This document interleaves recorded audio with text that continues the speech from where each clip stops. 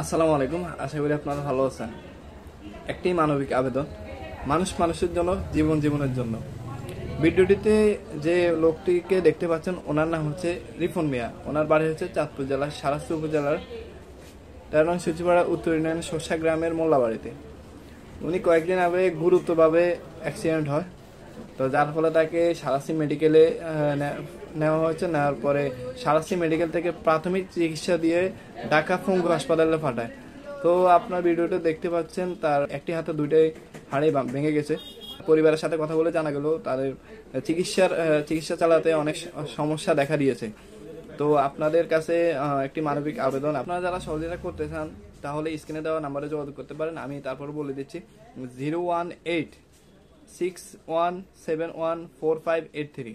আবারও বলতেছি 01861714583। তো আমরা যদি সবাই মিলে একটু সহযোগিতা করি তাহলে ওনার জন্য অনেক ভালো হয়, ওনার পরিবারের জন্য অনেক ভালো হয়। ভিডিওটা সবাই শেয়ার দিয়ে ওনার পরিবারের পাশে থাকুন এবং সবাই সবার সাধ্য মতো সহযোগিতা করুন।